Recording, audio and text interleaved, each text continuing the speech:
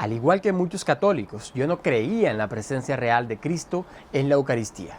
Este es el testimonio de cómo pasé de incrédulo a enamorado de Jesús en el Santísimo Sacramento del altar. Y lucho, ay como lucho, y tanto lucho que ahora me dicen el luchador. Y lucho, ay como lucho, y tanto lucho que ahora me dicen el luchador, el luchador. Yo nací, al igual que muchos, en una familia católica normalita. Por normalita me refiero pues a que no éramos la mata de la cristiandad ni de la catolicidad. No era que rezáramos el rosario todos los días, ni que fuéramos a misa cada domingo. Sin embargo, mi madre siempre insistió en la importancia de que nosotros fuéramos y asistiéramos a espacios de formación como la infancia misionera. Así pues, yo como todos hice mi primera comunión estando en el colegio, en cuarto de primaria. Hacía parte de los grupos de infancia misionera. Y luego al crecer, entré también a una comunidad prejuvenil. Y fue precisamente cuando llegué a esta comunidad prejuvenil, cuando iba rondando la juventud, donde comencé a poner en duda muchas verdades de fe que hasta ese momento me habían contado. Comencé a darme cuenta de que no creía verdaderamente en la iglesia, de que no creía verdaderamente en los principales dogmas de fe como la Eucaristía, que no creía verdaderamente en los sacramentos y en últimas que no creía verdaderamente en Dios. Sin embargo, Dios no se iba a dejar ganar del mundo. Él buscó los medios y las maneras para mantenerme adentro de su iglesia mientras respondía a todas estas dudas que yo tenía en mi corazón. Por esos días llegó un nuevo sacerdote a la parroquia e hizo una gran convocatoria para recibir nuevos acólitos. Yo pues siempre había querido acolitar, era algo que me llamaba la atención, ser servidor del altar, ponerme un alba y todo eso, pues a mí me parecía como chévere, ¿no? Aunque no creyera por completo en aquello que se estaba viviendo. Fue así como comencé ese camino primero de formación, pero como pues ya yo tenía tanto tiempo en la iglesia, rápidamente me colocaron a acolitar en algunas misas. Todo transcurrió con normalidad hasta que llegó la Semana Santa de ese año, 2011. Pues como acólito debía asistir a todas las Eucaristías de la semana, pues claro, para poder prestar el servicio. Todo iba bien, todo iba normal, todo iba tranquilito hasta que llegó el Jueves Santo. Al finalizar la Eucaristía se realiza pues una vigilia donde pues las personas de la iglesia acompañan a Jesús sacramentado en algunos lugares hasta las 12 de la noche, en algunos lugares hasta el amanecer. Para poder cumplir con esto, en mi parroquia se hace algo que se llamaba en ese momento los turnos de oración, donde a cada comunidad pues se le establece un turno para que durante una hora o media hora acompañen a Jesús en el Santísimo. A las 10 de la noche correspondía el turno de los jóvenes y yo, por el bendito compromiso, porque pues era acólito y me tocaba quedarme, entonces me quedé hasta esa hora. No tenía ni idea que mi vida estaba a punto de cambiar. Estando ahí, pues bueno, yo había dicho que pues yo iba simplemente a seguir lo que las personas pues estuvieran dirigiendo, ¿no? Porque imagínate, orar una hora, pues para mí era pues muy difícil. Yo decía, pues ¿qué voy a decir en tanto tiempo, no?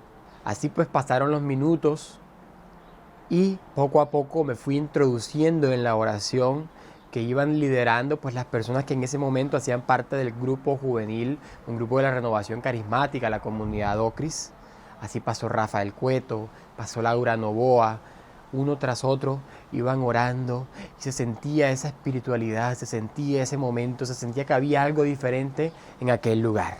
Así, finalmente, cuando verdaderamente pude entrar en ese momento de oración, yo sentí como una voz en mi corazón, una voz audible, una voz verdadera, una voz que venía, que provenía del sagrario, de ese lugar donde me decía esa fe que me habían enseñado que estaba Jesús. Yo sentí como ese Jesús me abrazaba y me decía, hijo mío, tú estás donde tienes que estar. En ese momento, yo lo único que atiné fue a ponerme a llorar y a llorar y a llorar y a llorar y a llorar. Y yo sentí una cosa que me bajaba y que me subía y que me bajaba y que me subía y que me bajaba y que me subía. Y créanme, hermanos, yo soy una persona tremendamente racional, pero yo creo que la racionalidad no puede describir ese momento de encuentro con Dios, ese momento de encuentro personal con Jesucristo, donde Dios no solamente me decía que Él era real, donde Dios no solamente me decía que Cristo estaba verdaderamente presente en esa Eucaristía, donde Dios no solamente me decía que debía quedarme aquí en nuestra Santa Madre, la Iglesia Católica, sino que me abrazaba con un amor infinito, me abrazaba con un amor paternal, con un amor fraternal, con un amor que llenó toda mi vida. Desde ese día, hermanos, entonces comenzaron a tener sentido todos esos pasajes bíblicos que yo había escuchado antes y que pues en ese momento yo no había entendido o que tal vez pues ni siquiera les había prestado atención. Como ese pasaje en el Evangelio de San Juan, capítulo 6, donde Jesús dice: yo soy el pan vivo bajado del cielo, y el que no come mi carne y bebe mi sangre no tendrá vida eterna.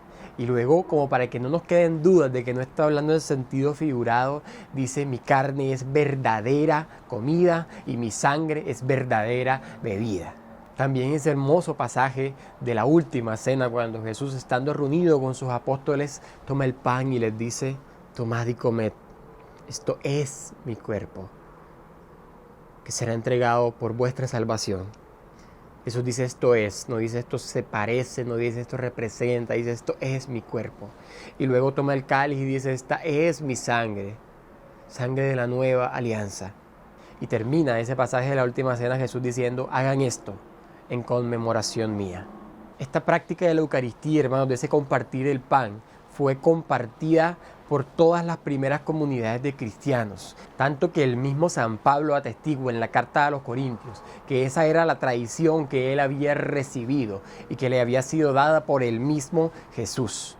Y termina diciendo que todo aquel que come de ese pan y que bebe de esa sangre atestigua la muerte de Cristo nuestro Señor hasta que vuelva. Y nuevamente, para que no queden dudas de que verdaderamente las primeras comunidades de cristianos creían en la presencia real de Cristo en la Eucaristía, termina San Pablo en ese pasaje diciendo: aquel que comiere indignamente de este pan o bebiere indignamente de este cáliz, come su propia condenación.